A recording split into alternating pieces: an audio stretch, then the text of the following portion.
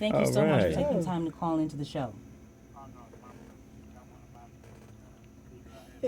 Uh-oh. Thank you. Thank Thank you. you. Thank you, Pastor. Now, Pastor, how impactful do you feel this march will be as compared to how impactful it was 20 years ago? Well, you got to realize now that the mission has changed. And Mm. 20 years ago, it was about atonement. There was no responsibility. There was no ask. It was about empowerment, about civilization, about the mass incarceration, disenfranchisement of the political system. And so the objective here was not the mission 20 years ago was men only.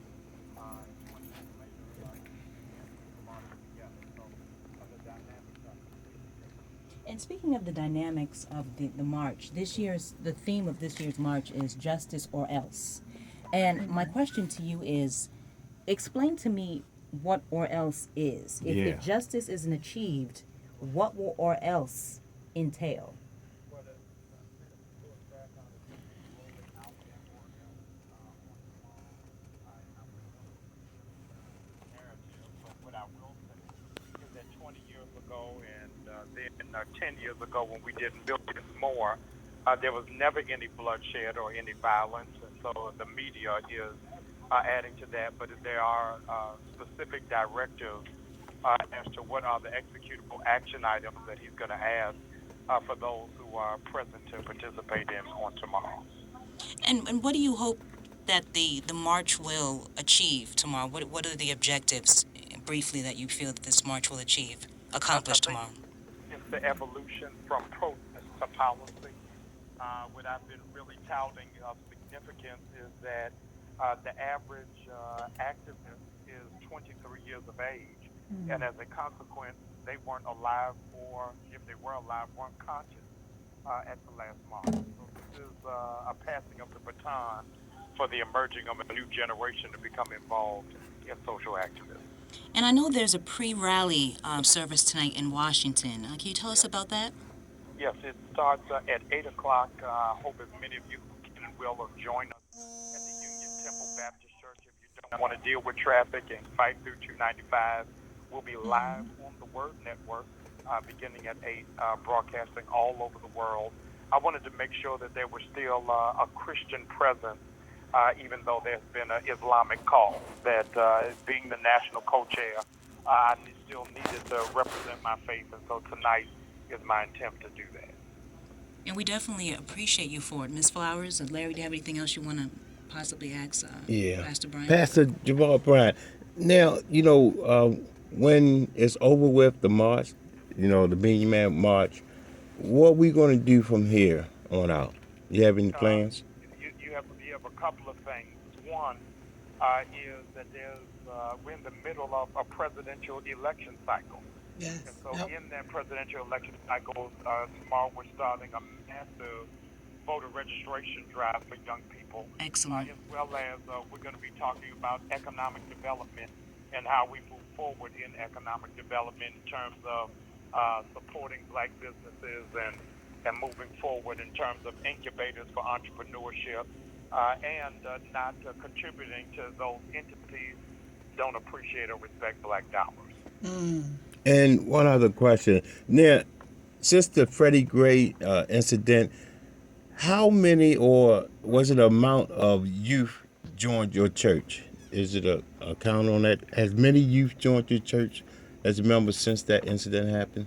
A whole lot more people, young and old, Mm-hmm. who were really looking for a church that was community minded, have linked arms, and not even just from the uprising, but from us being integrated in the community with the opening of the Freddie Gray Youth Center. Yes, which has definitely been a Thank you. powerful impact in the city. Pastor, how are you today? Doing great. Always a pleasure, and it's definitely great to know that you're here to educate us some on that Million Man March that's coming up, and I'm definitely looking forward as one of those younger advocates in learning and training to be a part of such a thing, especially from Empowerment Temple. So, but the Freddie Gray Youth Center has definitely been a powerful piece in Baltimore when it comes to the youth and having some positive things going on and some resources as far as some of the services. So that is something that you have definitely been doing an outstanding job in. Okay, Christine, I'm putting you on our PR committee. We started just Monday our after-school program for about 300 kids, where we're doing after-school tutorial and getting them prepared for the SATs, as well as feeding them dinner 5 nights a week. So I'm excited about how our church is really living out the ministry of the gospel. Pastor, put that address out there to the youth One, center because that's something that everyone should be definitely ready to be a part of. yes, please. 1505 Utah Place. 1505 Utah Place, right in the heartbeat of Bolton Hill. Awesome. Thank you, Pastor. You are definitely in our prayers. Thank you. I hope you all will pray for us tomorrow. And as many people who are listening, I hope you'll come and stand with us. And again, information about the pre-rally service tonight, it's at Union Temple Baptist Church, Yes. 1225, Yep. 1225 W Street Southeast, Washington, D.C.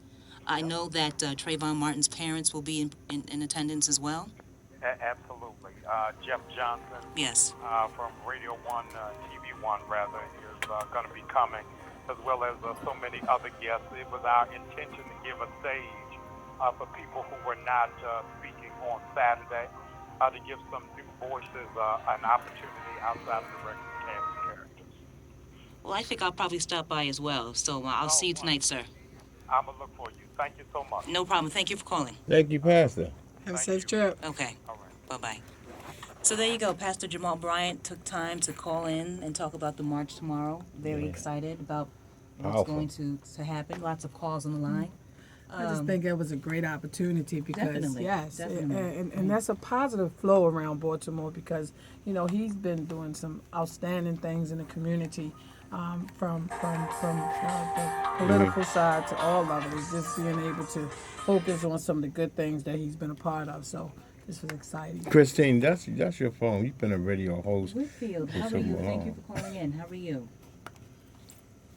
I am great. How's everyone doing?